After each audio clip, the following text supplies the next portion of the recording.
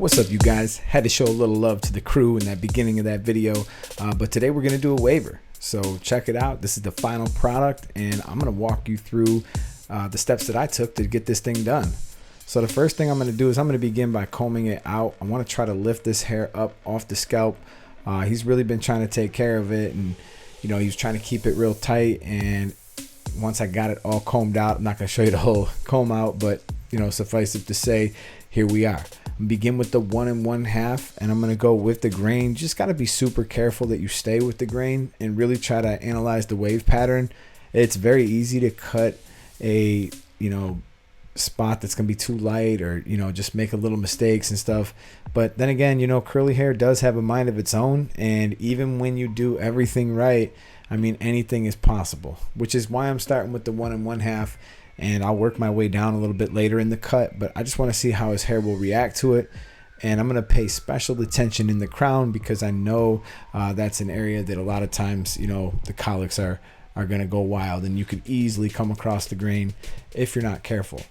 So I guess this is probably a really good lesson in just which direction the hair grows, and just to always be mindful of that and use it to your advantage. Like when I'm cutting up into the grain, or cutting away from the grain. I mean, there's two different reasons I do that. One is to leave the hair a little bit longer. Okay, the next thing I want to do is I'm going to grab my hitters with the P3 blade on it that's just been insanely good. And I'm going to just go ahead and I'm going to start kind of roughing out an outline here. I sort of like to see exactly where I'm going to begin working. So I'm just trying to define my perimeters. And at this point, I'm really not trying to make anything too perfect. I just want to start to be able to kind of see the shape. And I'm going to go ahead and I'm going to put in the rainbow guideline like you've seen me do before with other tapers. So as you can see, it's a little higher in the center. And when I blend that out, that's going to give me that nice shape at the end when I do the edge up. So, the whole purpose of this is to kind of like preserve the edge and sort of see where it's going to be. So that's kind of why I like to do this step at this point. And then we're going to go ahead and we're going to give him a nice high taper. And I know that the camera angle wasn't such that you could really see, but I'm basically just coming right off the top of his ear, and I'm going to go right over to the bottom of his C cup there. Now I'm going to try to preserve a little bit of his edge, which is why I'm not just lopping it off. So I just wanted to preserve like a little bit of edge so that later when I go back and I line him up, we can have that. On this side, I'm going to try to do the same thing. Remember, I'm just trying to neaten it up, and this step doesn't have to be perfect. You can make a little mistakes here, but you want to just be sort of, mindful and keep combing it to try to lay the hair back down, because this curly hair has really got a mind of its own. I'm just going to go across. I'm going to do his edge up. I got the Evos. They're putting down a really nice line, and I just wanted to sort of like get rid of some of that, because, his hair had grown all the way back to the point where I basically had to, pave my own new road a little bit. So I'm just trying my best not to take too much of his actual hairline, and just try to cut that stuff that sort of grows down below it. So just making that edge up from scratch can be really tough. So we don't want to take too much. We just want to take just enough to where we can get a nice clean line, and he'll look a lot better, without all that hair. So the other thing that I didn't mention also is in the very front of his hairline. When I was going with the grain, I like to do a little bit of a front fade there. So I just put on a clipper guard that's a little bit lower. So I did the 1 1/2 everywhere else. Put on that 1 in the open position, and I sort of just, there it is. And I just go down with the grain. And the purpose of this is I want to knock down all those little hairs. Now I'd already done it beforehand, before I even put that edge in. But you just want to do this before you put your edge in, because it's going to save you a lot of time. And I'm just kind of cleaning up afterwards. So as you can see, this area is really small, which means that this would be like a perfect place to use the new Gamma's Uno. Only thing is, I didn't have it yet at the time that I filmed this. But right now, if I had that time back, I would definitely be using the Uno, because it's a really small electric shaver. So we're going in with the Ergo now. I got it in the open position, and I'm going to do this fade very similar to how you've seen me do previous fades. And we're just going to knock this all the way down. If you've noticed, I've moved the clicker down just one click, and each time I kind of pull away, I'm actually tapping the lever up and I'm beginning to close it. Now when you have that lever all the way forward, it's going to be closed. That's going to cut the hair the closest, and when you have it open, that's going to leave it a little bit longer. And we of course go further in depth on this in the lives, especially when we're discussing the blend. So if that's something that you need to jump in on the lives, just, you know, if you're having trouble with your blends, things aren't coming out right, I'm sure there's a very simple solution for it. Don't get down on yourself, and you know, come and kick it with us on Saturday at 5. So again, I'm repeating the exact same steps, only now I'm going to kind of change to with the grain a little bit too, because I just want to see how the hair reacts, because again, curly hair could kind of do whatever it wants.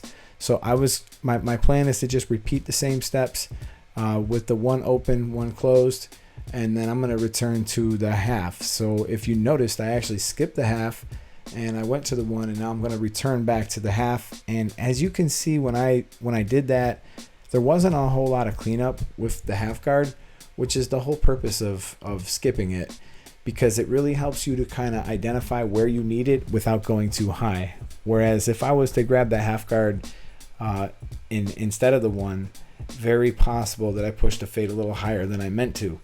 So it's sort of like you're trapping the blend in between the one and the open taper, you know, so you know the only place you can go there is with the half. So I'm going to work this all the way down until I get into the closed position. Then I'm going to go ahead, I'm going to pop the half off. Now this is something I've seen some students struggle with before, where like they were trying to get a particular line out, but they just weren't going low enough. Like, don't ever be afraid to go a little bit lower. If you ran it over with the half and nothing happened, boom. Don't keep playing games. You're just going to waste time. Just jump right to the open taper. If the open taper is not getting it, lower the taper. If that's not getting it, jump to your trimmer, and so on and so forth. But don't be afraid to cut some of this hair off. All right. So around the back of his ear, this can be kind of a challenge, because I wanted this taper to be like somewhat high. I also want to preserve his edge, and I don't want it to turn into a low fade either. So I want to find a happy medium in between the two. So as you can see, this taper's coming out pretty good on this side, and I preserved enough for my edge. And the only thing I wasn't really liking too much was that hair behind the ear. So I just wanted to come back in there with the one open and just see if I can get some of that thinned out, some of that to lay down. But so far so good, and I'm liking how it's looking. And you know, whenever I see little things, little mistakes, I like to go back and I like to handle them right then and there. I don't like to let a whole bunch of stuff build up. So, you know, on this side, I'm gonna go through here, you know, a little bit quicker, but these are the exact same steps.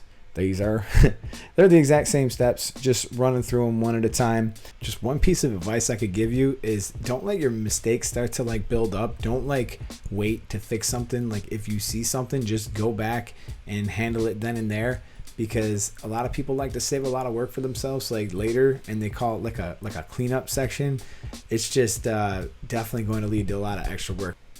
So here we are in the nape section. I'm going to begin with the open taper. Same thing I did on the side. Same thing I do always when I'm fading. The whole purpose was to leave the sides a little bit longer and the center a little bit shorter, so that when it blends out, it really gives me some definition and a little bit of hair to edge up into. Whereas I could have just made it straight all the way across, and then it would make the edge a little more challenging to do. So beginning with the open taper and clicking it down little by little, and in the neck you're going to have to find exactly where them growth patterns are, and you're going to have to do your best to go against them.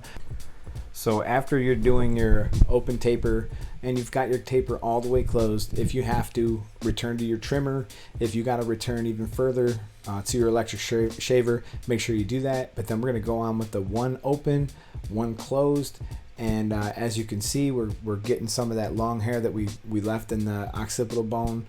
I'm not too worried about that, because I knew I was going to bring the fade higher, and we'll return back to the half guard open, half guard closed.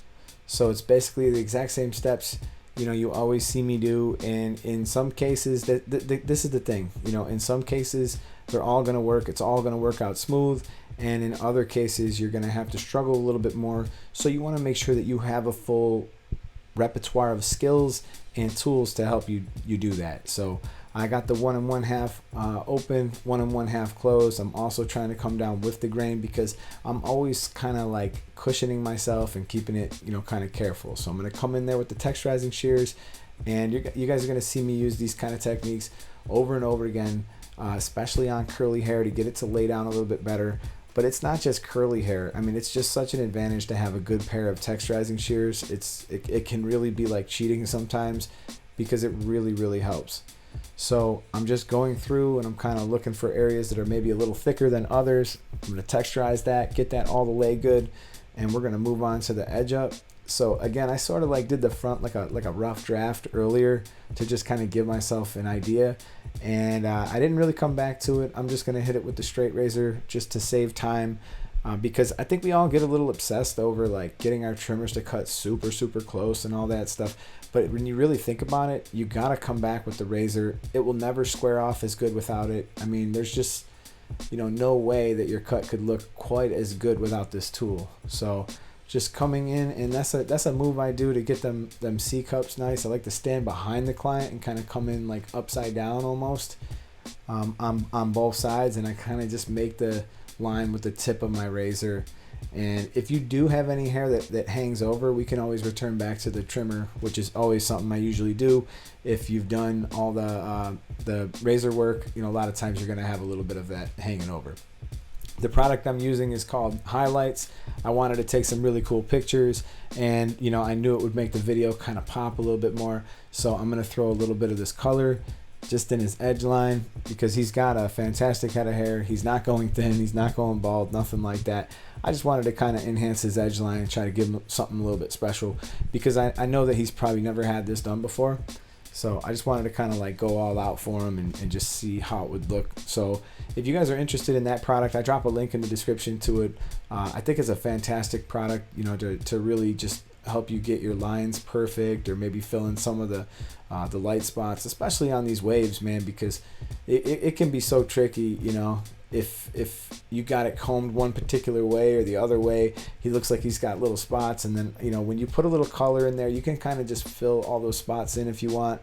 I didn't do it too much with him, but more or less in the front. I just wanted to kind of bring it out and kind of bring it to life. So if you guys can do me a favor and let me know how you liking these tutorials, if you guys are feeling the way I'm doing them now, with just the voiceover and stuff, it's just so much easier on me editing and stuff like that.